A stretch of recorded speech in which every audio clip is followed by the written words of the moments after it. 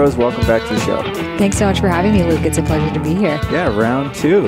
Yes. You were on the show back when it was a wee little podcast.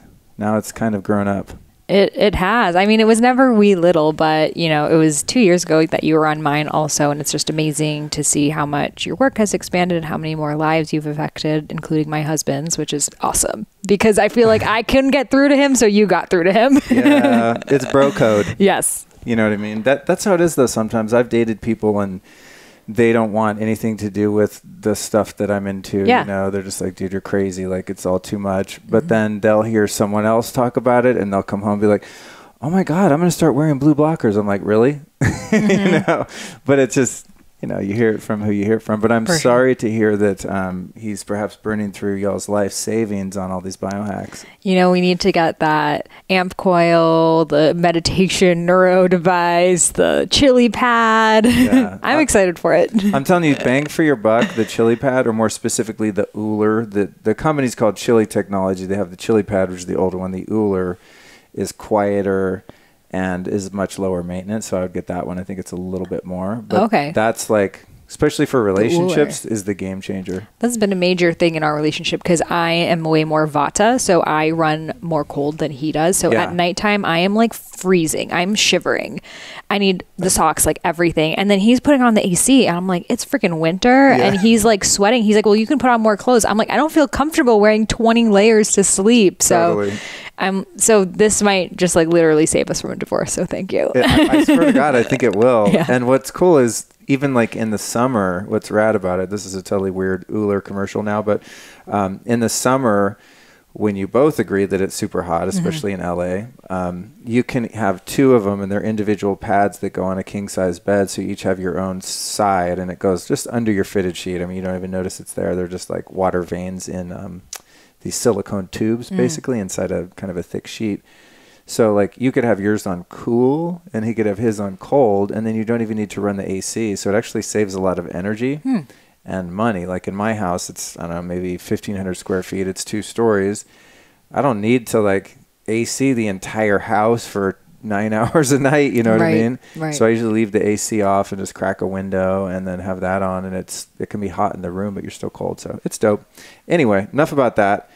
What's new with you? Since we last spoke, you got married. How's that going? Yeah, it's going well. We got married in June. And, you know, I think the key to any relationship is for both people to be doing their dharmas, like living their soul purposes, because then you're not projecting all of your own shit. Like, oh, why aren't you here for all my needs and everything that I've ever wanted? And I think a lot of times in, you know, our nuclear family structure is like, okay, now you're husband and wife. So he's going to be your best friend, your confidant, your sex partner, like everything you've ever wanted. And you can't really expect that all from one person. So, you know, I have been creating this oracle card deck and writing my next book and speaking and doing all of these amazing things. And he works in the music business and busy growing that and getting more clients and DJs and whatever. So it's been great because when we come together, we're like full in our own lives and we can just like share our accomplishments without depending on each other for anything. That's cool. Yeah, that's a really interesting observation. I guess if you have one of the coupleship that's kind of still meandering and hasn't quite found their thing, or they're struggling to, maybe they've found their thing, but the world hasn't found them yet. Yes. And so they're, you know, unable to be as successful as they want. It's going to put a stress on them, and then that enters into the relationship. Absolutely. Yeah, totally. And what do you guys do when you have conflict? What are some tools for resolution that you found useful? Yeah, I mean, so I've been learning a lot about relationships and how, you know, a thing that I found really helpful is that some people are like waves and some are like islands. So people who are like waves, which, you know, in a relationship, there tends to be one more wavy person, one more island person. So someone who's a wave, when there's a conflict, wants to talk about it. They want to know what's happening, like what's going through your mind. Like they really want to discuss it and hash it out. You know, their energy is more outwards, where someone who's more of an island, when something happens, they retreat. You know, maybe they don't even share what it is for a while. Maybe they want to go take a drive. Like they can't really come up with how they're feeling at that time. So they just need time for themselves. But that makes the wave person freak out even more, because it's like, here is a conflict and now you're retreating and you want to like go take a drive in the middle of our conflict. So I realized I was more of a wave and my partner was more of an island. So when there's a conflict and I can feel him retreating, or sometimes he literally will leave, instead of taking that personally and being like, what are you doing? You're running away. I can be like, okay, that's what he needs, because for him to actually come up with how he's feeling, he needs that space to figure it out in himself. And most of us are attracted to people who are the opposite of us. Yeah, totally. That's funny. I've heard that paradigm from some, is that who? There's a book on it. Oh, there is? Yeah, I've heard, I've listened to or read a book with that framework. As you're saying it, though, of course, I'm like, which one am I? And it's funny because I'm the wave. If the other person is pissed off, that's very uncomfortable for me, and we need to fucking fix it. But if I'm pissed off, then I'm the island, and I need to just get away so I don't say anything that I don't, that I'll regret later, and I can really just process and get my composure and then come back. Thankfully, I don't get pissed that often. But yeah, I think those kind of insights are important to have, to understand each other and recognize the differences and value them, and just learn how to kind of work with them. Yeah. Even seeing the doshas of the other person in your personality and your relationship. So someone who's more vata in a relationship is like, they want to be spontaneous. They want a lot of freedom. They want to like try different things. And for them, like having a routine, like come home at 7, have dinner, like we have sex at 9 p.m. and then we sleep, like that will kill them. So a vata person, which you are definitely vata, which we talked about last time, they need the freedom. They need to travel. They need to explore. They need to have different friendships in their lives. And that newness will help them keep the relationship alive. Whereas people who are very pitta, they like to really know, like, okay, where's this relationship going? Like, what are our routines? Like, they need to have like, some structure around the relationship. And if they don't have that, they feel like, oh, are you not in this? Do you not care? Like, you must not be as passionate as I am. So if you're in a relationship with a pitta person who needs to know, like, okay, this is our plan, this is what we're doing, and not to cancel on them or something, that's really important to honor that. And then if someone's more kapha, which is the earth dosha, they're someone who's just really chill. Like, they want to just like stay home and like, cuddle and like watch a movie. Like, they don't want to go travel. They don't want to go to all the parties. Like, they just want to really be inward.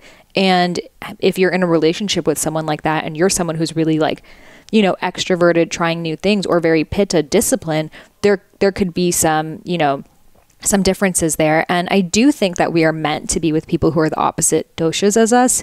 If it's two vatas, you might just be like really into each other and then like not care. If it's two pittas, it could get really intense of like who's holding the structure and who's holding the energy and who's making the decisions. And if it's two kaphas, you might be like, let's just stop having sex. Like, you might just become roommates. So it's those polarities that make us attracted to our partner, but it's also what can create those differences. I know we talked a little bit about the doshas before in your first appearance, but it was so many episodes ago, people might not, and I would encourage you to go back and listen to Sahara's first one. I don't remember the number offhand because there's so many of them, but we went deeply into that. But just as an update, because you might have learned more, had more experience at this time, other than the framework of relationships like that, give us kind of the archetypes of the three doshas and other ways in which it influences our personalities and what we eat and how we like to move and all of that. Yeah, so these three doshas come from Ayurveda, which is the world's oldest health system and the sister science of yoga. So most of us, 9 out of 10 Americans has practiced yoga, but why most of us are doing it are actually for Ayurvedic purposes. So yoga is actually a spiritual practice. The word yoga means to yoke. It means to become one with Brahma, the universe. But Ayurveda was the predecessor, and it said, well, how can you become one with the universe when your back hurts and you're anxious and you have a stomach ache and all of these physical and mental problems? So Ayurveda is essentially that predecessor, and it says, how can you balance your mind and body so you can truly tap into the soul? Now, the way that I do it, you do it, one listener to the next is going to do it is very different, and that's going to depend on their dosha. So the word dosha means energy. It's essentially an archetype. And we each have a unique set of these three doshas, but in varying amounts. So the three doshas are vata, which is air, pitta, which is fire, and kapha, which is earth. So someone who has a lot of vata, a lot of air, mentally, an airy person, like what do you imagine in an airy person? What is their personality like? Spontaneous, fluid, passionate, always moving. Totally. And so what do you think they're good at? Art, creativity, relationships, expression. Totally. Yeah, like big picture things. They're very imaginative. So like art is a really good example. Like it doesn't make sense, There's no logical reason why we create art, why we create beauty, but it's just that expression essentially coming from source. And that's very Vata. So if we have a lot of Vata in our minds, we're going to have exactly these types of personalities. But if we have a lot of Vata in our bodies, we're going to have a lot of air. So that's bloating, gas, constipation, cold, dry skin, dry hair, eczema, anything that's, think cold and dry, like low hormones. That's going to be an example of Vata. So for example, the reason why I got into Ayurveda was I had a super bad Vata imbalance that led to my body shutting down. My body went into perimenopause when I was 21 years old and essentially stopped creating any hormones, stopped being able to digest food, faint all the time. Like my body was just like, I can't live like this. Why? Because I went raw vegan. And I was only eating cold, dry, raw foods, which are super Vata. And I was already super Vata, and I was just perpetuating this imbalance. So we are born with different doshas, but our diets, our lifestyles can make us further go into them or further get out of them. So that's Vata. And a lot of people, especially health conscious women, are super Vata because society tells us, go on a juice cleanse, just eat salads, just eat smoothies, like just eat raw, cold foods all the time because you'll lose weight. And these are all Vata increasing foods. They're all cold, raw, dry. So that's why so many women, they're like, I don't know what my purpose is. Like, I don't know. I'm into a lot of things. Like, I can't figure it out. And then they get anxious, which is like the biggest problem in society. They suffer from insomnia. They're trying a lot of things, not able to stick with it. This is all Vata. So if we look at that and we bring that back into balance, not only are you going to stop being bloated, and that's the biggest problem people have, but your personality will shift and you'll actually be able to follow through with those creative ideas. So the Vata, like if you think about it in business or entrepreneurship, it's the stage of idea, brainstorming. I know this all so well. You're like, I know a Vata. You have Vata in you too. Yeah. Yeah. Well, I'm just thinking about like finishing projects. Yes. Like the creative process for me, the part that's fun is having the idea and setting the ship a sail. Mm-hmm. Like, okay, I built the ship and putting it out there, but steering it anywhere and following up with it and refueling and fixing it's like once it's done, I'm just like, I'm bored. Next, right. So finishing has not ever been my strong suit. Right. And a lot of that, Vata, people who are born very Vata, which you are, they were born to be starters. They were born to like create that spark and create that idea and essentially like download it. So they weren't necessarily like, you're not meant to like come into a business and like become the CEO of it. Like that's not for you. You are meant to come up with new ideas in the next thing. However, at the beginning of something, you need to nurture that process within yourself. Otherwise, it's not even going to get to the point that someone else could take it over, right? So even in any project, any business, we go through these stages. So the Vata is the coming up with the idea, but the Pitta is the execution. It's taking action on that idea. So Pitta, what it looks like in our mind, a fiery personality. So what is a fiery personality? Like, what does that sound like to you? Again, I go back to passion. Mm-hmm. That's the thing of just caring deeply about people and things and having a point of view and liking to mix things up and stir things up. Mm-hmm.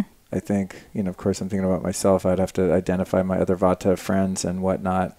But what would that fiery person? Yeah, the fiery is like, I think for me is breaking the status quo. Mm-hmm. Yep. And not wanting to live inside a box, not being in the matrix, red pilling everyone mm-hmm. as often as possible into different ways of thinking and experiencing reality. Totally. I mean, fire is transformation, right? Only fire can take like a house and like turn it into ashes. It's like that energy of Kali, who's like the goddess of like transformation and death and rebirth. So that's like that Pitta energy. So in a personality, it's like ambitious, like get shit done. Like this is what I want to do and I'm going to go do it. And to do that, there's a level of structure. There's a level of organization. So people who are very Pitta, they're goal oriented. They need to know, okay, like where is this going? Like, for example, if they're taking a walk, they're like, where are we walking to? Like they don't want to just like aimlessly stroll around. They really need to know where they're going and then they can direct their energy that way. For example, like Gary Vee, Why do we love him? Because he's so passionate. He's like, come on, like stop waiting, create that content, just go, go, go. And it's like that fire, that drive that he naturally has. He does step into people's businesses and create orders and systems. Like that comes very naturally to him. So that Pitta personality is a bit competitive. They can be a bit aggressive sometimes. They thrive off of that level of like, I was able to perform the best. They're calculating, they're keeping score. They're the kind of people, if you hang out with them, they're like going to send you a Google Cal and like have you confirm 24 hours before. And it's like, oh, are you going to be late? Like, where's the parking? Like they need to know everything. They're super structured. Like their minds really are on top of time. Like that is everything for them. Whereas like Vata's like, time doesn't exist, you know? Totally. Where like a Pitta would be freaking out. Like if you know, you were moving different rooms and stuff, like a Pitta would be like, okay, I need to know where I'm going so I can do that thing, which is kind of like a hyper masculine, you know, characteristic of like, where's the fire? Where's the bow? So I could shoot it. So it's helpful when you're creating a business, when you're launching a project, if you're an athlete. If you think about Madonna, she's very Pitta. She's like in her 50s and just like crushing it harder than ever before. But, you know, with all that fire, when things don't go your way, you can get angry. You can snap. That fire can turn into a volcano. And then in the body, that looks like hyperacidity. It looks like rashes, inflammation, irritation. If you break out into hives. Like I remember I tried to turn myself into a Pitta. I was like, I really want to be Pitta. It sounds so good. So I was like drinking all this coffee and all this spicy food and going boxing, listening to rap music, going to hot yoga, like anything. All out. Yeah. Wow. And then I broke out into hives, which has never happened to me before. My body was like, we cannot handle all this Pitta. So you're not meant to change your dosha. Your dosha is related to your dharma. It's related to your soul's purpose. Like it's your gift. However, it's important for you to also like balance the other one. So they're not these like gaping holes in your pocket that you're constantly like coming up with the idea and not doing anything about it. Like have enough Pitta so you're able to do it, but it doesn't mean turn into a Pitta, if that makes sense. Totally. Yeah. Yeah. To access Pitta for me, the execution on detail work is the follow through that I find challenging. It's not like, oh, I need to go meet with this person. I can meet with people all day long, but it's more like making an Excel spreadsheet or even reading one. It's like, oh God, it's just so tedious. I just want to move quickly through things. But I find that working with nootropics, like I was talking about in my talk here this weekend, that makes me Pitta, where I'm like, okay, I'm going to finish the thing. It's going to be perfect. It's going to be organized, and I'm going to keep chipping away at it until it's done. Then I'm going to get this sense of satisfaction. Right. So I find my brain needs a little bit of instigation in order to kind of get it to lean that way, so that I can execute something in that way. So I think unknowingly learning how to oscillate between those different energies. Yeah. I mean, even coffee, I call it Pitta juice. Like, what does coffee do? It just makes you feel more Pitta. But speaking of which, I did not get one this morning. So you're like, my Vata's all over the place. No, it's funny. I didn't even notice until you just mentioned it, which is weird because I often think I'm kind of addicted to that one coffee in the morning. But I got here and they were like, oh, we're closed till dinner. I was like, okay, adapt. So, but that you're right. I mean, caffeine is for some people, and I metabolize caffeine quickly based on genetic testing and stuff. But I still notice sometimes it gets me super wired. Right. Yeah. And a lot of times we crave the foods, the practices that knock us further out of balance. So if we think of it like a pendulum in two directions, balance, imbalance, someone who is balanced further craves the things that bring them into balance. So for example, if you're very Vata, you want to have warm foods, grounding foods, you want to ground, you want to like sit and meditate, which are, practices you do. You're balanced. So your body knows like, I need to chill, I need to ground, I need to calm down. Whereas someone who's out of balance is like, celery juice cleanse, like, let's go crazy, spinning, soul cycle. Like that's it. Soul cycle is all Vatas in the building, they're like, let's run away from our problems. So the more out of balance you are, the more you further crave those things. A Pitta who is balanced knows they need to cool down. They maybe like spend time near water. They maybe do things that are cooling, like even an ice bath, something that cools their fire down. Whereas a Pitta who's out of balance, they want to do something like aggressive, like they want to fight or like watch a fight. They want to drink a lot of coffee. They want to eat spicy foods, things that are more stimulating. They want to like work super hard all night. And that's going to further knock them out of balance. So you can kind of see where you are in your dosha by what you're craving. And then there's kapha. So kapha is the earth energy. So if I was like, oh, that girl's so earthy, what do you think she's like? Quiet, slow moving, slow speaking, more introverted, reflective, kind. Mm-hmm. Exactly. So we think exactly. The earth is slow, right? Every process of the earth it takes its time, you know? But if we think about the earth, what does it do? It provides us with everything. Water, oil, gas. It's like, I got you. So kapha people are like that. They take their time. They're habitual. They like to have their routines. They're very giving. They're very nurturing. They have that like mama, papa bear type of energy to them. They're good natured. They're stable. Like people could be freaking out around them and they're just like, I'm chill. I'm cool. They're really anchored. They're really grounded in who they are. They're not the people who's like out there trying to impress people, trying new trends. They're like, this is me. So if you think about Oprah, she's a really good example of a kapha. Like, why do we love Oprah so much? It's not because she gave a riveting talk. You know, she's not Tony Robbins, who's very pitta. He's like clapping and jumping and like getting everyone in this super pitta state. That's his dharma. Like he was there to do that. Whereas Oprah just is like, child, take a seat. What's happening? And just like pauses. And in that pause, you're able to come up with your own conclusion. Like imagine if I did the entire podcast like this. How would that make you feel? Too slow. You feel like anxious. I would think you would. What's her name? Kristen Tippett. What's that host on? Chrissy Teigen? No, Chris. She does the like. I think it's the Sounds True interviews. Okay. She's great. Yeah, she interviews Eckhart Tolle and those people. Eckhart is very Christy Tippett. I think Kristen or Christy Tippett. It's a very radio voice. Many listeners know, but yeah. But I always wonder when I listen to her because she's like that. But she's really good at eliciting that kind of energy from the guests, and she mostly does spiritual ones. But I always wonder, is that how she talks in real life? Like she get home and tell her kids like, kids, so perhaps we could sit down and talk about cleaning up your toys. No, like, is she like that all the? I don't know if she has kids, but like you know she's like I mean? having sex. She's like harder. Yeah. Would it be possible, perhaps, just philosophically speaking, to speed up the rate in which you're penetrating? Yeah. What do you propose about the doggy style? No, I mean, so some people are really like that. They're just so anchored, and some of us love it. We're like, I need to be around more kapha people. Like, I need to chill out. Like, that feels really good and calming. And others of us, I'm very Vata like you. I'm like, oh, hurry up. Like, go faster. But there is a lot of power in that pause. You know, like sometimes in our society, we feel like if I don't talk fast enough, if I don't give you enough value up front, I'm going to lose your attention. But oh, I totally have that. Right. But actually, if I talk really slow, I pull you in. But we're so afraid of doing that. And we're so afraid of taking pauses in our lives. We're so afraid of the kapha, you know? I mean, a lot of what you teach is like to take that time back, to retreat, to go into nature, to like take that 30-minute meditation even in the middle of your day. And we're so afraid of that as a society because we feel like if I take that pause, I'm going to fall behind. So that kapha energy is actually super needed in our society right now. And some of us are born with just that Oprah energy, that Eckhart Tolle energy, who are just like very, Robin Williams, such a good example of this. Like he was so grounded and funny, but we also did not know that he was hurting.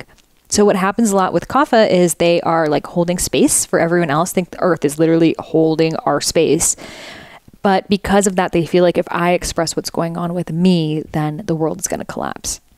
So mentally speaking, Vata most likely to suffer from anxiety, Pitta most likely from anger, irritation, Kapha from depression. So knowing that and knowing your dosha helps you see like, okay, what are my like habits that when I'm out of balance, I fall into, and then what dosha is that related to? And then now what are the tools that I can use to bring that dosha back into balance? Because, you know, moving too fast and going too slow are two very different things. And, you know, practices like meditation can really help. But like a meditation, if you are so lethargic, is going to be one that's more activating. It's more stimulating. Maybe it's a moving meditation, a dancing meditation, shamanic shaking. If you're burnt out, that's not what you need more of. You need to cool down. You need to swim. You need to do something else. If you are super anxious, you need to ground. So what Ayurveda does for everything, meditation, diet, food, whatever it is, it helps you understand what your body needs at this time so you can cater your lifestyle to you. When you start dating someone, how do you, without being a weirdo, find out Figure it out. what their dosha is? Just slip them my quiz. Be like, oh, there's this quiz. I'd just love for you to take it. Yeah. I have a quiz on my website, IamSaharaRose.com. If people are like, I don't understand what I am. Oh, yeah, that's right. Yeah, actually, I remember, I think I took that before our prior interview. Yeah. So it breaks it down. That's a great resource. Yeah, it breaks it down, your dosha in your mind and in your body. So the one that you are in your mind, you want to be doing the meditation, the lifestyle practices to bring that dosha back into balance. And then the body, you want to be eating the foods. So when you take that quiz, it sends you a bunch of videos, free e-course. So you'll get a lot of information. I've written 2 books about it, Idiot's Guide to Ayurveda and Eat Feel Fresh. So there are a lot of tools and practices out there that you can do, from dry brushing, oil pulling, tongue scraping. But essentially, like, for example, when you're dating someone, you can tell, is this person a more fast moving person, really quick, like artistic, right? Or are they someone who's really, type A, ambitious, go-getter, entrepreneurial? Or are they someone who's more like calm, restorative, peaceful? And maybe they're in between too. Most of us are not just one. Like these examples of, like, for example, Steve Jobs, Joe Dispenza, Vata, right? Super heady. Tony Robbins, Madonna, Pitta, Oprah, Eckhart Tolle, Kapha. Those are very extreme examples. But most of us are like somewhere in between. Like you're Vata Pitta. You're creative, but you're also doing things. You're not just like on the outskirts of society coming up with the ideas. You're also channeling them through. But I would say probably the dosha that you're least of, and that's why you're cultivating it in your practice, is Kapha, because you need that more calm and that chill. So that's why you're bringing it in your lifestyle. So it doesn't mean you're like screwed. It actually means the doshas that you're related with are related to what kind of work you're meant to be doing in the world. Cool. Wow, that was great. Really great framework. And the thing that I find interesting about Ayurveda and just Indian culture in general is the vegetarian, mostly vegetarian piece. Mm-hmm. And I've talked about this ad nauseum on the show because I have a lot of, extensive experience as a vegetarian, and it didn't serve me. And through all of the food gurus that I've interviewed and all the people that I see online, there's all these sort of, endless debates about like what the perfect diet is, from raw vegan to keto to this to that, and I don't even pay attention to the noise anymore. I just really try to tune into my body, and when it's time to eat, I go, body, what do you want? And most of the time, what my, I guess, mostly Vata body wants is just like meat. That's it.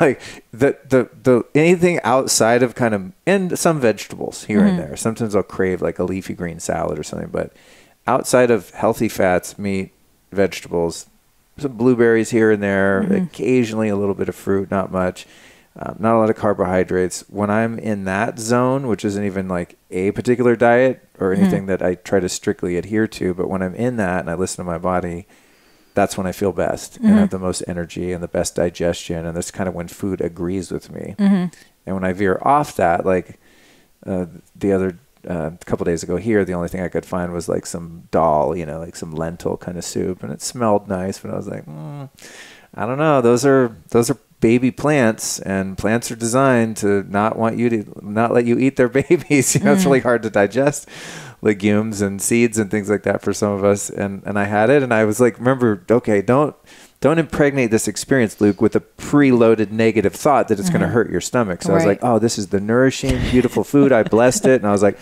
it's totally going to be easily digested and all of that. And it wasn't horrible like it has in the past. I think because of that intention, I chewed it very well. And perhaps it was soaked or cooked for a long time, which made it easier. But I definitely felt crappier than I would have just eating a piece of salmon or a steak or, some bison ribs or whatever that I've been eating here the rest of the time, So is there any, out of the Ayurvedic system, since there's not a lot of eating of animals, is Vata one that does better on meat, even though that's not part of the paradigm? Yeah. So, Ayurveda is a very ancient science. It predates Hinduism. Oh, okay. So in the traditional Ayurvedic text called the Shraka Samhita, they actually list specific meats for different doshas. The dosha that would need meat the most is Vata. And it's actually prescribed medicinally if you are very Vata imbalanced. For example, if you have an iron deficiency, or you just gave birth, or you had an eating disorder, or, you know, something that your body really needs the nourishment, that's actually, you know, especially meats that are more grounding, like lamb, something that's very warming in quality. So that, it always had it, and there was no kind of, you know, is this right or wrong? It just was part of the medical system. Then when Hinduism came to be, which, you know, Lord Shiva was with his bull, and cows are considered holy in India. So it really took on this vegetarian standpoint, which now today most Ayurvedic doctors, practitioners out there are vegetarian.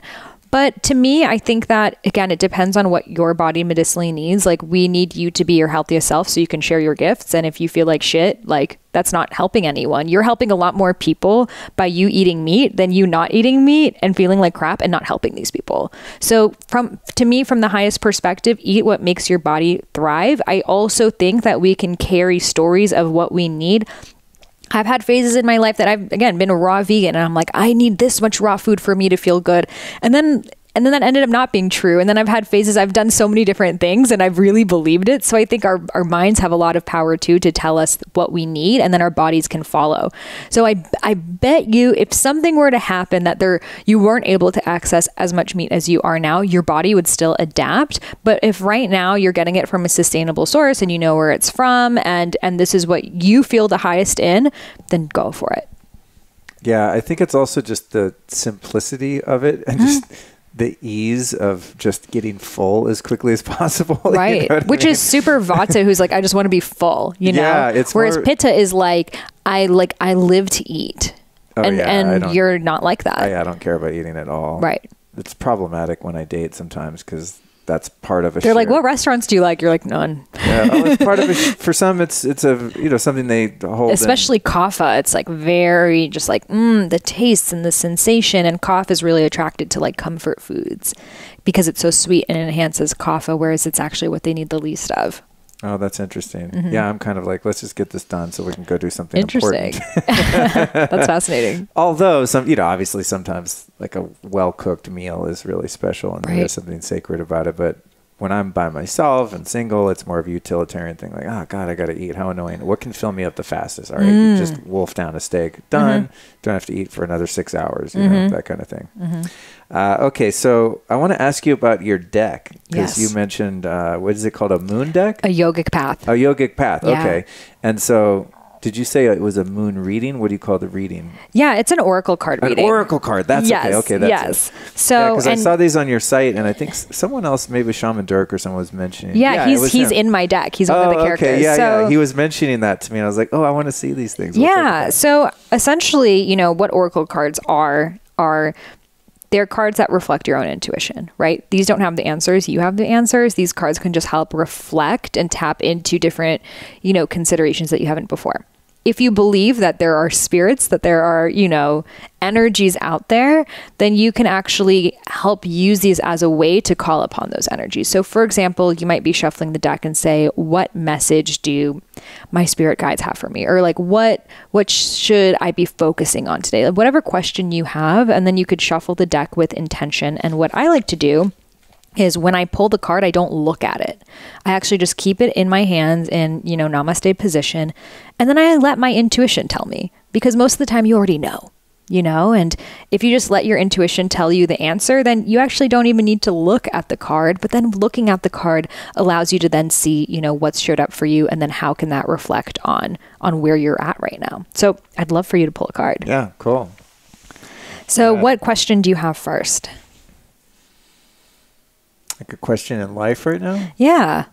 And it could just be like, you know, what should I be focusing on right now? Or what practice is really benefiting me? What should I call upon? Oh, I have a good question. Okay. Yeah. Do you want me to tell you what it is? Yeah, if you want to share it. Where should I live? Okay, so it's not going to be like San Diego. They're not geographical cards. Too specific. But you could say like, you know, what do I need to be focusing on to help me find my perfect home?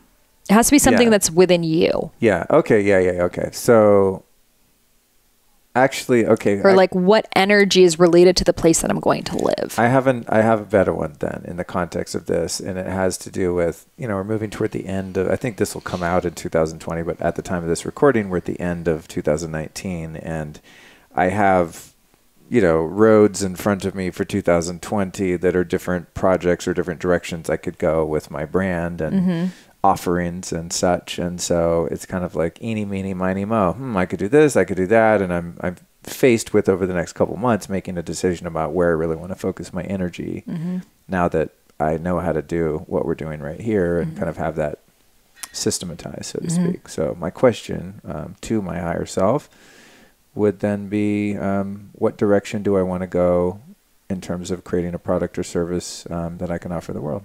Love that. Now, is that better than where should I live? So now just kind of place your hands over them and kind of scan what card is attracting you right now. Like energetically, where are you feeling pulled? For those of you listening to this, just remember, you can always watch all of these interviews on my YouTube channel, by the way. Because people oftentimes would do things like this, and I'm sure it's like, oh, what does that look like? Yeah. So you can watch the video. And then once you pull it, just put it between your hands. Don't look at the card. Okay. Should I have my eyes open or closed when I pull the card? Open. Okay. Okay. There she is right here. Okay, just place it between your hands and namaste. Do not look at the card. Okay.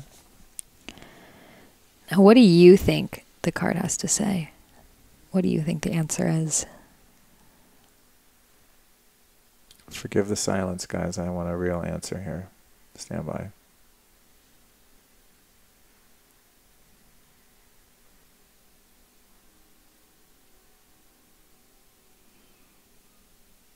Okay, I got an answer. What did it tell you? The answer is, do the thing that's going to be the most fun for me, not the thing that's going to have the biggest financial impact on my life. Yes, yes. But do the thing that's going to bring me the most joy, because that's the thing that's going to benefit other people. Absolutely. More so than the thing that makes logical sense as a business move. Beautiful. So now let's reveal the card. Okay. Dun, dun, dun, dun. Okay. The card. Wow, these are gorgeous. The art is dope. Yeah, so they're all the actual ancient statues from 2,000 plus years ago that we sourced. So you're seeing the original depictions of that goddess, deity. So this one is Durga. Ooh. Okay, so now I'm going to show the YouTube camera here. So now Durga, what I recommend doing is look at the card, and based off of what you see, what do you think that card is telling you?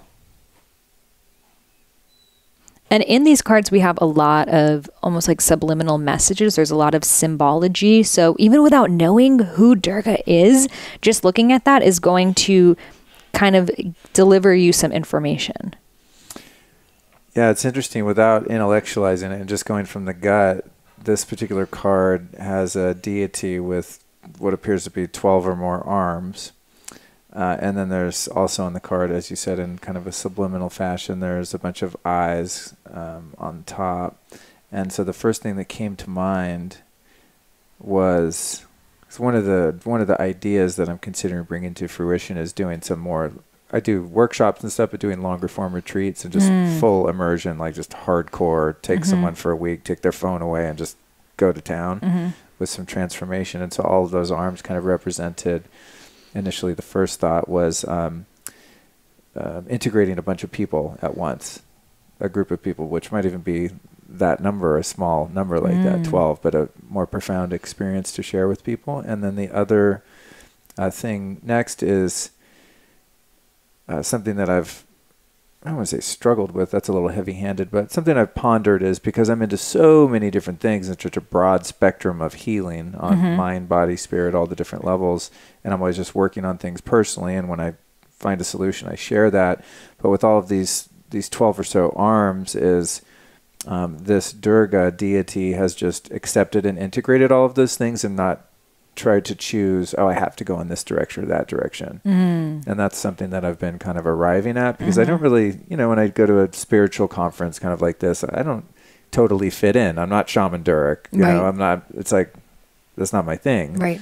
And I go to a biohacking conference. I'm not like a geek scientist either here. So sometimes I'm like, where's my home? And I think what I'm arriving at is I'm going to make my own home and make my own scene and just do things my own way, which is an amalgam of all things that I find to be healing and restorative. And they're coming from all sorts of different teachings. And so having all those different arms could also mean like kind of grabbing from everything that the universe has to offer and embodying that myself, as is in the statue here, and just kind of owning that proudly and integrating that and just making it up myself, rather than trying to fit in a box of some category of thought leader or speaker or whatever the case may be. So look, you got all of that without even opening up the book yet. It's amazing, right? It's like we have the answers within us, and we oftentimes like turn to someone else who has the solution. And it's like sometimes it just takes like taking a moment, getting still, asking the question, letting your intuition answer. And then if you just need further affirmation, you can pull a card and it's going to reflect something deeper in you that you intrinsically already knew. So Durga, this card that you pulled, is the goddess of Dharma. She's the goddess of doing your soul's work. Oh, word? Really? That's literally what she represents. Yeah. Dope. So like, again, there's no coincidences here. Like you could have pulled any card and you pulled the one of like doing your soul's work. Right. And the energy that she really has is she's fearless. She has courage. She is going after what she knows is for the highest good of all. She's like a protector. She's a warrior, but a protector. So like pulling that card is essentially saying like really stepping into like how you're going to heal people, how you're going to uplift people, and also not being afraid of maybe like the efforting and the courage and, the work that it might take. Because Durga is saying like, you're going to slay through it. Like you're going to be on your tiger, like going after those demons and like boom, boom, boom, like dropping that knowledge. And it's not going to be difficult. Like that was the story that maybe all of us have held on to before, that for me to get to where I want to go is going to be too difficult for me to get there. But she's saying like you carry a fierce energy because you're in alignment with your soul's purpose. And when you're in alignment with your soul's purpose, the universe is propelling you in that direction because the universe wants you to serve. So I would keep calling upon Durga, calling upon that, like that fierce protecting energy within you. And that way you can't have 12 different things going on. And like, there's a need, like you got the hand for it, but you ain't sweating it. You're not overthinking it. You're just like, boom, on to the next. And it's a very pitta energy too. It's fire. I can see that.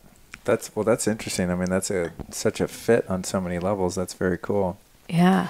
Yeah, because the world of like pulling cards and astrology and those kinds of things has always been a bit ethereal for me. It's not something I've gravitated toward because I just crave something that's a little more concrete than that. But I found that to be really interesting, actually. So this Durga character, is this a deity from the Hindu tradition? Would this be like a Bhagavad Gita derived kind of? Yeah. So, these different gods and goddesses are coming from the Hindu, the Vedic tradition, but they far stem past, religion. They're actually tantric originally. So they're not like, it's not like a god that you like worship in the way that we were learned to worship. It's a character archetype within you. So we all have all of these deities within us. We all are Durga. We're all Lakshmi, goddess of abundance. We're all Saraswati, goddess of creativity. We're all Krishna. Like it's not this thing that's outside of you, but rather it's an energy that you have inside of you. So when you can call upon that and you can see that I'm able to tap into so many different sides of me. I am not just this one version of me. These just act as characters that you can personify that energy that exists within you. Cool, man. How many cards are there? So I channeled them all at once when I was in India taking photos of my book. All of the cards came through in one go. I was like, "Blah."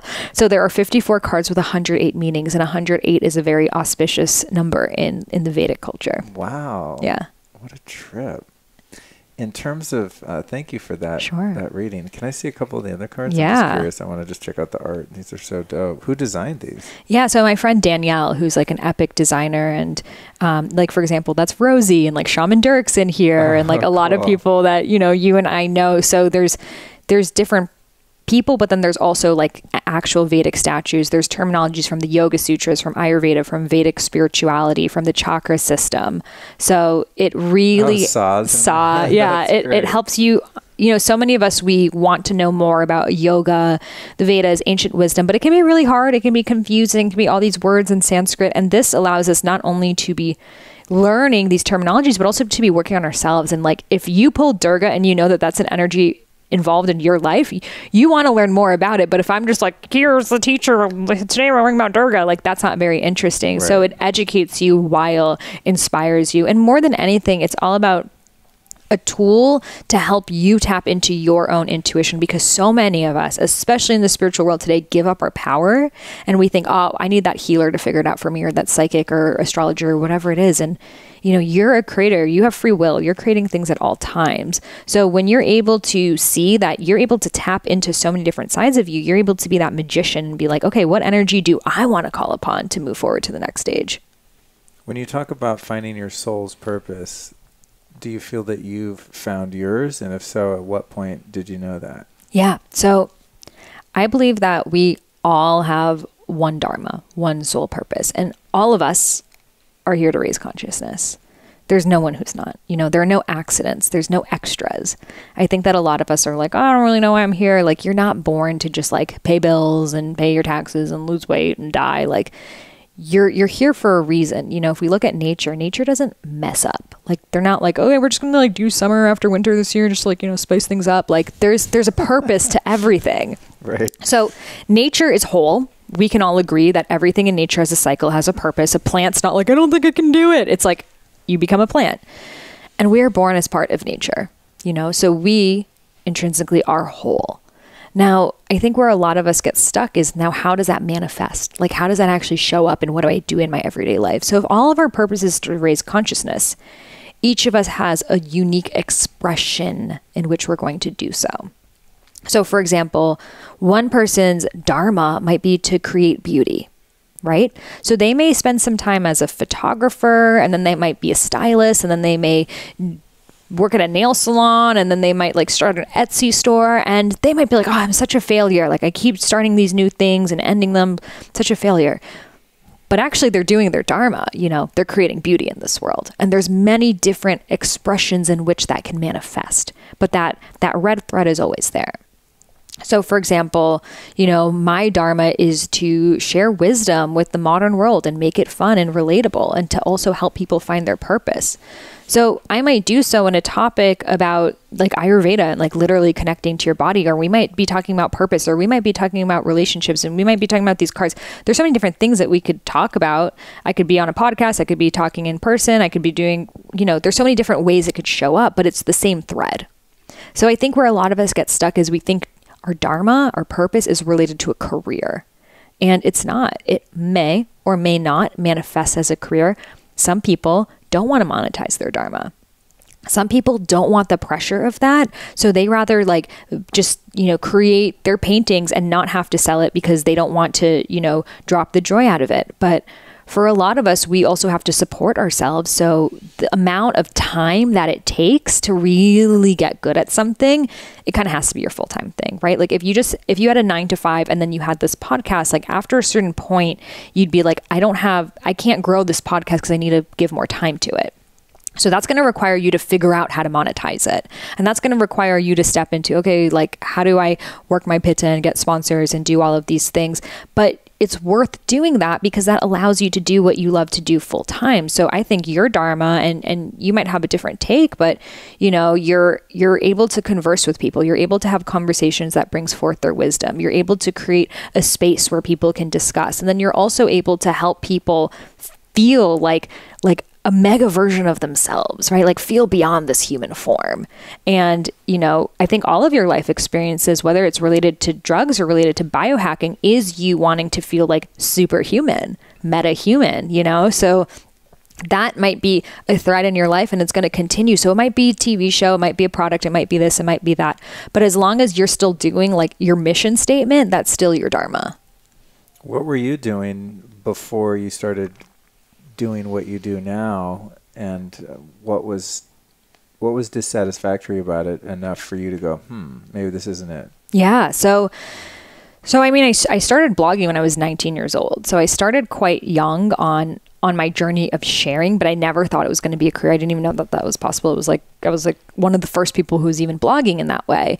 And I thought I was going to be an international human rights lawyer because I always knew I wanted to help people on a large scale. So I'm like, help people large scale, like lawyer, that looks like the category. Cause like we're taught, like, here are the 5 careers you can choose from. Like, you like to talk, lawyer, psychologist, pick, because it's like podcasts didn't exist. None of this stuff existed. And we're all here to like literally create our own careers. So then I started working in NGOs and I moved to DC and I was like, I want to be actually connecting with people. Like, I don't want to be raising money for the next fundraiser. And I want to have a lifestyle that I love. I don't want to be like the martyr to try to help people. I'm like, how do I do both? I thought like you either help people and your life sucks or you are selfish and you don't help people. Like, it's one or the other. I never saw people doing both. Right. So then I was like, I didn't know. I worked at this advertising agency that did like a lot of travel, and that was like, you know, it's corporate. And I was like, I could not survive here. And then I was just so confused because I started to go through different health problems, and I was like, I was supposed to be a human rights lawyer, and now I'm nothing, and I have no idea what I'm doing. And then all the pressure from my family of like, why aren't you a pharmacist? Why aren't you a real estate agent? Like, why don't you have a normal job? And then all of the fear that they're projecting onto me of like, are you going to become homeless and like die because you don't have a regular job? So that was the lesson that my soul needed, because it helped me trust myself. It helped me become strong. It helped me to honor myself and trust myself. Like, growing up with immigrant parents, you're selfish if you want to do what you want to do. Like, your whole life is actually meant to make everyone around you happy, you know? So then, you know, they tell you follow your dreams. And then once you do, they're like, you are a selfish bitch, you know? So I was like, is my whole life a lie? Like, was I really hilarious. Just like brought up to just like, you know, hang out around you and like make enough money to keep up appearances so your friends don't ask you questions? And then I left to India, and I was studying Ayurveda there. And again, not knowing how I would ever come up with the business of this. All I knew is that I was excited about it. And I also knew it was really cheap for me to live in India, so I could keep on doing this. So I was willing to give up anything for me to keep learning about what was interesting for me. And then I later went to Bali, and then being in Bali, I literally lived with a family in the rice fields that I was like working for them so I could stay with them for free so I could have some space to write this book. And then finally I wrote this. I thought you write a book and it just like ends up at Barnes and Nobles. And then I like come to LA and I like learn about that whole process of like, you know, you have to have a literary agent and a business and all of that stuff. But what I learned is that the lessons that we have to go through for our dharma are our preparation for it. Like, you have your dharma, you have that gift that you were meant to share with the world, but it doesn't mean that you're ready for it. And sometimes you have to go through lessons and experiences because that's like your dharma university. And if you don't go through them, you're not going to have the strength to really follow through with it. So, you know, I could have had, you know, and I often did, like when I was 23, I wrote this whole book on how to find your soul's purpose, but I was not ready to teach that yet because I hadn't like fully stepped into mine. So, you know, sometimes you have ideas for things that are like way far in your future, but you haven't built up yourself enough to do them. So you're like, okay, that's on the shelf of something I know I'm going to do in this lifetime, but I need to gain some more experience in that. And if we don't go out there and seek the experiences are going to seek us. And this is just, you know, in the Vedas, we say, when you're living in alignment with your dharma, you experience kriya. You experience flow and synchronicities and the universe propelling you in the right direction. But when you're not, when you steer off that highway towards this makes money or this makes sense or whatever it is, you start to experience karma. And karma are those blocks. It's the pushback. And essentially, it's here to support you. It's actually here to bring you back into the direction of your dharma. But what it feels like is like at first a poke. You know, like, I don't know why I'm just like feeling anxious the past couple weeks, and you don't listen, and then turns into a punch. And it's like, I don't know why, like everything just sucks and nothing's working out and things are just have been so off for the past couple of months. The universe is trying to propel you in the right direction. You don't listen. And then it can turn into an accident. It can turn into something that's so over the top that you have no choice but to not listen. It's like at this choice, you have two options. You either change your whole freaking life, which happened to you, or you live the rest of your life in misery. And a lot of us have to get to that point because a lot of us we were taught life's hard, get a helmet. We're taught life is going to suck, so you better fucking deal with it. So when karma's knocking, it's like, hello, you're going the wrong way. We're like, I guess this is the human experience, when it's not. It's supposed to be flow. It's supposed to be synchronicity. And oftentimes we get to those situations like Eckhart Tolle, for example, like getting to the point of being suicidal, that he's like, whoa, I want to be present. I want to be a different person. But you don't have to keep getting to that point. You don't have to have the breakdown to have the breakthrough. You don't have to have the pain to have the purpose. Some of us need to get there, but others of us can fine tune our understanding of like, okay, things are feeling off. So before I get like totally off track, let me switch directions so I can get back into Kriya and move towards my Dharma. At what point in your current career did your parents and family get it and be like, oh, okay, this is a real thing? You know, like, how's it out? No, I'm kidding. You know, it's like, I think a lot of listeners here understand, like, your parents have gone through their own life experiences, their own traumas, which creates their own limiting beliefs. So everyone's going to project their own limiting beliefs of what they're capable of in their life onto you and your life. So when I'm saying, oh, I want to become an author, they're like, author? That's like being a starving artist. Like, you're never going to make it. And if that's your only feedback, you're never going to make it, you're never going to make it, you begin to create that as your own reality. So I had to literally like space myself from them, have people around me who were, you know, they weren't rich or anything like that, but they were living their own purpose. So then expanders, right, exactly. Yeah. And then I wrote the book, and then I got the book deal for Idiot's Guide to Ayurveda. Then I walked up to Deepak Chopra at a conference, and he wrote the foreword of my book. And then the book came out, and like they have the book in their hands, and they're like, okay, like, so when are you going to become a real estate agent? You know, it's like still in their heads. Like the book is like something you do on their side. So I think it's like once they saw that I was just, you know, there's no turning back. Like I'm fully in my power. I'm going to do this. I'm able to support myself doing it. They kind of just, it's like you either want to have your child in your life or not. So you choose. And now they are obviously supportive of the path. And I think that we chose our parents as much as they chose us. And we, you know, our parents kind of teach us the first, you know, part of our lives, and then we really teach them. So I believe that we are all born into the microcosm of the problem that we were meant to solve. So you may have been born into addiction, you may have been born into closed-mindedness, you may have been born into poverty, you may have been born into whatever it is, the familial issue that you were born into. And that's because your soul is like, okay, let me really understand this problem at a root, be born in a family that this is happening, because then I'm able to understand the full conditioning of it and then remember who I am outside of it. So me being born in a family of, you know, my grandmas and everyone before being in child marriages, like 10 to 14 years old, being married to people way older than them who already had husbands, like my entire lineage being that. No one ever having worked that's a woman in my family ever before me. So me literally... Really? Never. Wow. So me being this like empowered woman who's speaking on stages and like dancing and twerking and like doing all these things is like, wow, like what is happening?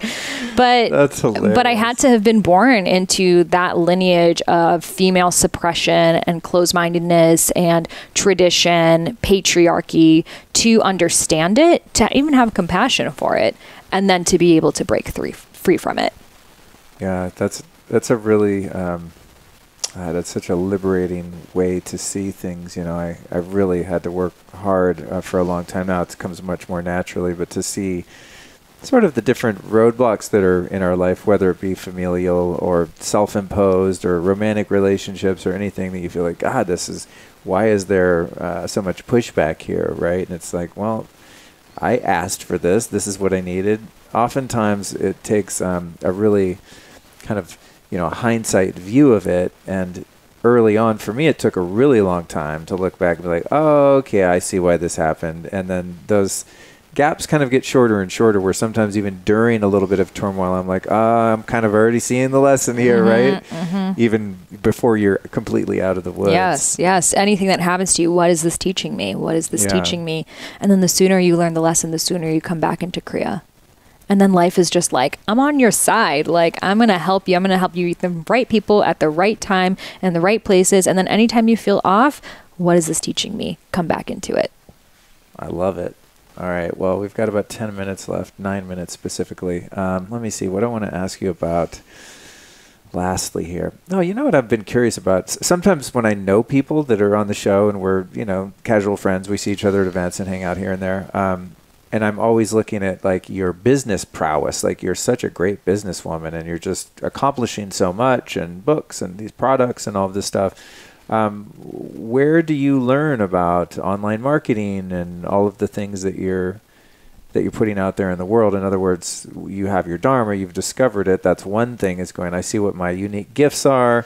I've identified kind of the audience that wants to benefit from those gifts. But then you have to either hire someone or you have to have the wherewithal to kind of understand how to turn that into a business that you can buy a house and have a family and do all the things that most of us want to do. Right. For me, it started as a need of necessity. Like I have to figure out a way to create a living for myself. Otherwise I can't do this work. So I started to just learn online on YouTube, sign up for different like digital marketers, email lists. I just started to learn everything there was. And again, this was like 10 years ago when I started. So things were very different. It was like SEO practices and all of that. So with that, it gave me curiosity because the more I learn about this stuff, the more I can spread my message and the more lives I can affect. So even though like maybe like tech or marketing is not like my soul's passion, it creates a vehicle for me to get my soul's passion out there. And I realize where a lot of people are stuck is in that Vata stage of like, I have the great idea, but I can't do it.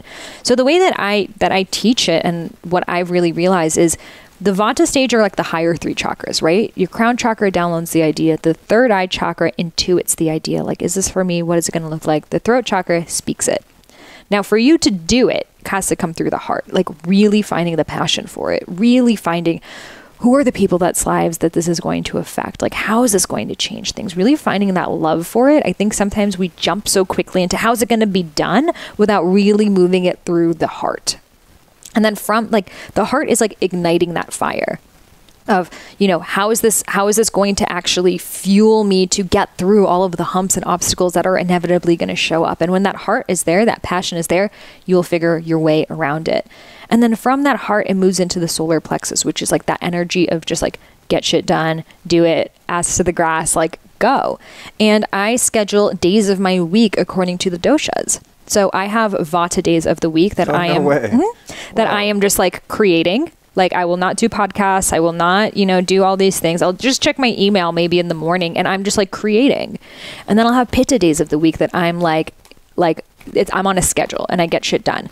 And then I have at least one Kapha day of the week where I'm just like chilling, restorative. Like I'm like organizing my home, just like, not caring so much about the business. And this allows me to focus on what I'm focusing on without feeling guilty about not doing the rest. Because what I realized is like, I would just kind of try to do everything in one day. So let's say I was like getting a lot of stuff done. Then in the back of my mind, I'm like, you didn't write your book today. You didn't do anything like that. So I'm like giving myself a hard time. So if I know, okay, this is my Vata day, I'm just creating. This is my Pitta day, I'm just executing. This is my Kapha day, I'm just restoring. Then I'm able to set that expectation for myself. I also like to make a priority triangle. So at the top of that triangle is like, what's the main priority of today? And then below that are the 2 things. Okay, once that's done, what are the next things and the next thing? So sometimes I'll literally draw it and I'll have it next to myself.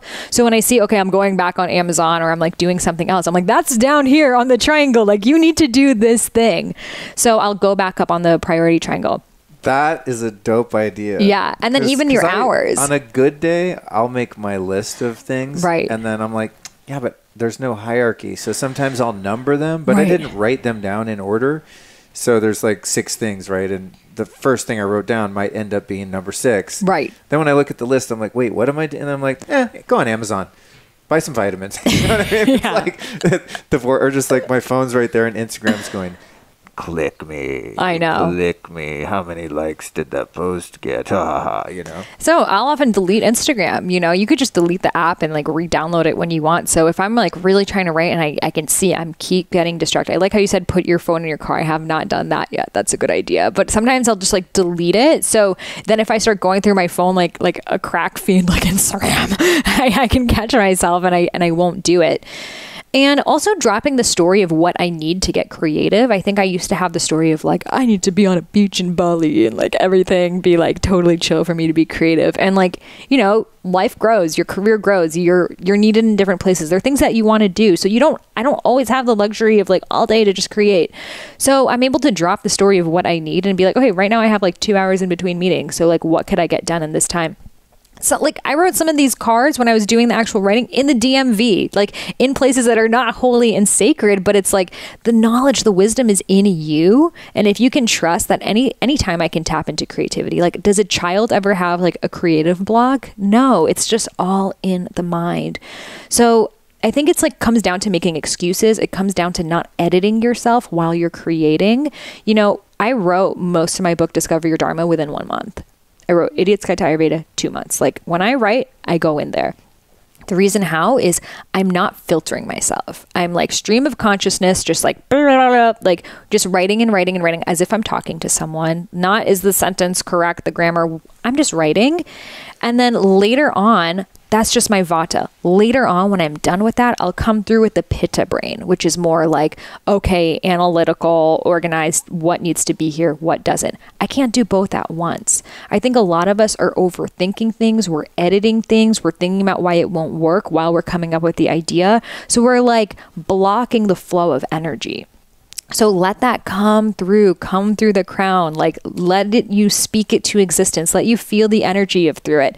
And then after you've, created it, birth it through the kapha. So the kapha is the reevaluation. It's the sacred pause. And it's also that thing becoming bigger than yourself. It's like that child like grows legs and walks and lives its own life. And sometimes that's what our projects are meant to do. They're not meant for us to always hold on to. You're meant to start it and then for that to become a movement that's so much larger than yourself. And then maybe your vessel is being called to birth something else through life. So it's also not having that detachment. Once it's come through, it might change because it might be needed in a different way. And that idea never belonged to me. It just came through me. So if I can let go of that egotistical desire to hold on to it, it could actually turn into what it needed to turn into.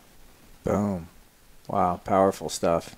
Who have been 3 teachers or teachings that have influenced your life that you can send our audience to go check out in 2 minutes? Yeah. So, I mean, Deepak Chopra has obviously been a huge and influential person in my life because I started reading his books at a young age and he's been someone who really has brought Vedic wisdom to the world. So love Deepak Chopra. Many people are familiar with him. From a Vedic perspective, there's a guy named Dr. Suhas Kshirsagar, which is a hard name to remember, but... I feel sorry for the show notes, guys. Sorry. But if anyone likes more Ayurvedic stuff, he's a really great one. Say the name slowly one more time for me, Dr. guys. Suhas Kshirsagar, really good with Ayurveda. Thank you. And recently I read a book I really liked by Matt Kahn called Everything is Here to Help You. And I really liked that because he took topics, anxiety, anger, stress, and like, oh, this is actually how it helps you. This is actually how it's alchemy. And I think a lot of us were like, only be positive, only be happy, only be this. And it's like, why would we have such a breadth of emotions if we're not meant to feel them all? So it's like seeing how like even anger is like teaching you your boundaries. Like even anxiety is teaching you how much you're capable of. Like if you can turn those and see that they're actually supporting you, then they're no longer experienced as negative emotions. And I've really been on a tantric path and a tantric journey recently, like diving into what that science looks like. And that's what it's all about. It's like letting go of duality and right and wrong and just experiencing everything as it is. Dope. Where can people find your websites, books, social, all that stuff? Yeah. So my website where you can take my dosha quiz is IamSaharaRose.com. And my website is also I Am Sahara Rose. And I have a podcast called Highest Self Podcast. Which is crushing it. Oh, I can't wait to have you back on. Yeah, like #1 in spiritual category. Like insane. So dope. Well, thank you so much for coming on. I'm glad we found time to do this. Thanks so much for having me. All right.